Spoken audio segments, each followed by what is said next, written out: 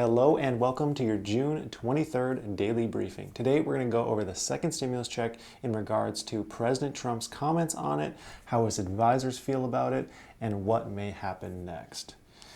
And man, this has been the week of truck repairs for my business.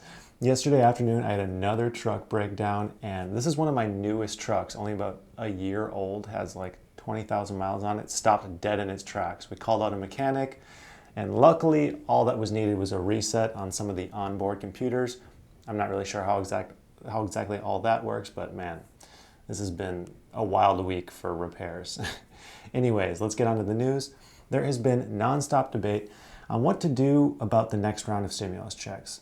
Should it be monthly reoccurring payments? Should it be one time again? Should it be paired with other incentives? Or should we not have another direct payment at all? These are all debates that people are having over and over again.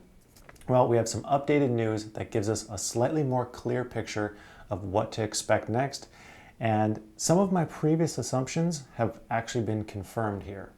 First off, it's being reported that President Trump has told his aides that he is in support of sending Americans another round of stimulus checks. Now, this in itself doesn't come as a huge surprise, since he's commented publicly on this at least on 3 occasions that I know of, that he likes the idea of more stimulus and getting additional checks to the people.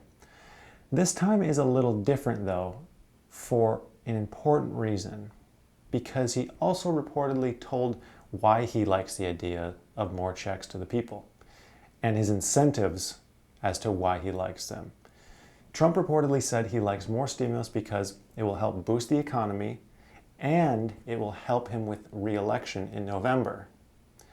Now, everyone knows that supporting stimulus payments will help get votes. Polls have shown that Democratic, Independent, and Republican voters are all in favor of another round of stimulus payments.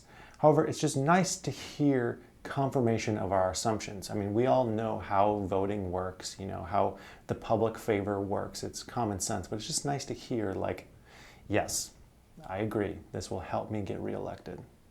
But what I fear this could mean is a delay in a next stimulus payment.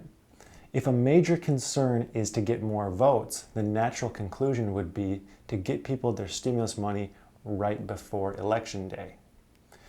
That would leave the idea of the president helping us all out fresh in people's minds right before election.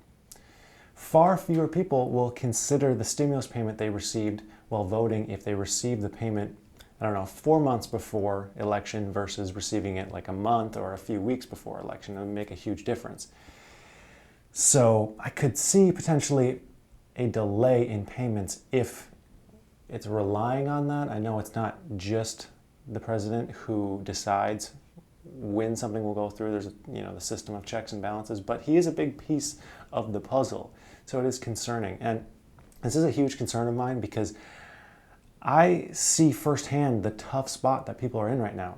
So just for a little story, I held interviews for my business today. That's why I'm wearing one of my business shirts today. And I'm telling you, the general mood of people coming in for interviews is so much different than it was a year ago. People are just losing hope, and they don't know when they're going to have some kind of break, when things are going to just be back to normal and be just a little bit better.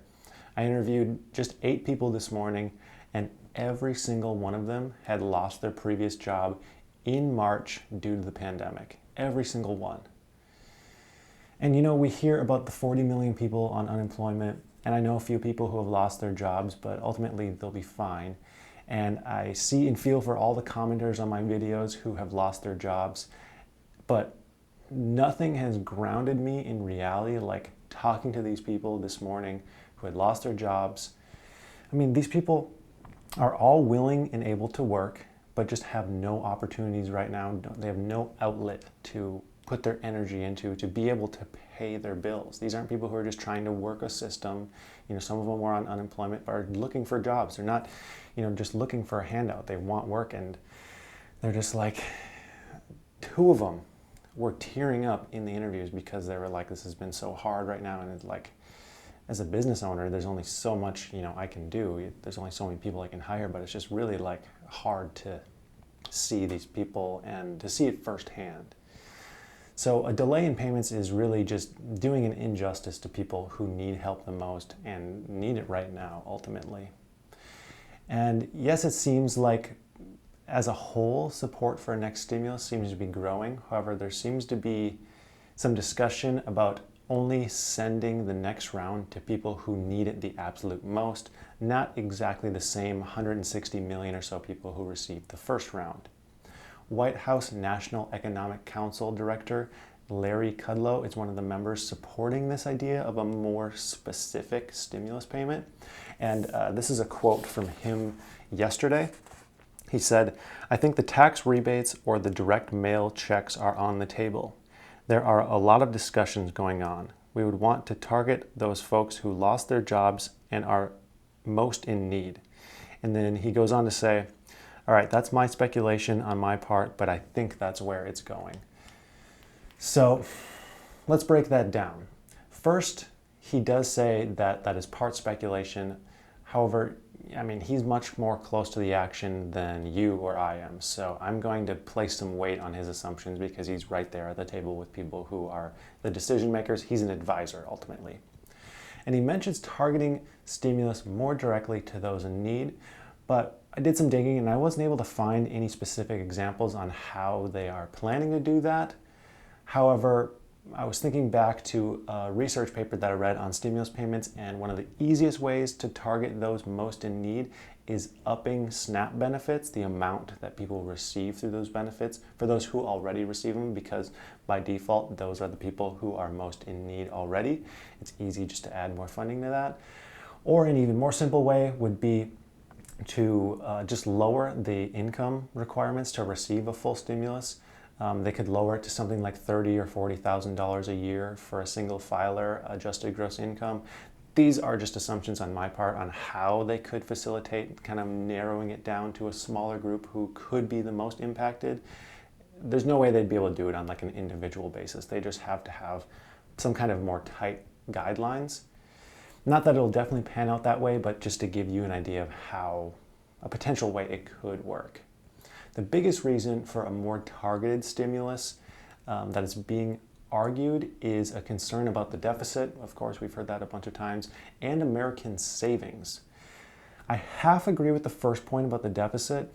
Yes, the deficit has increased by leaps and bounds this year, but even entities like the Fed say it's not the time to worry about the deficit, and a second stimulus check is much cheaper. It's a much smaller stimulus package relative to many other stimulus packages. So if we're really concerned about the deficit, there are other things that are much larger. It's hard to measure the exact impact and benefit of each of them, but to say that direct stimulus checks is the issue of the deficit is kind of an exaggeration when there's other things that are much more expensive. I mean, like in the HEROES Act, they proposed $1 trillion for state and local governments. Well, there was about $300 billion allocated for direct stimulus payments. There's just other things that are much larger.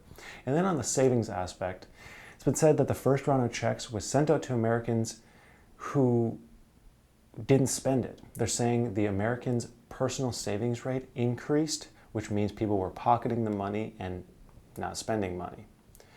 This, I believe, is a misinterpretation of the data. I think it's more a factor of people being scared of what might happen next than it is a lack of the need for more money, because we know people need more money. There's 40 million people who lost their jobs who are on unemployment.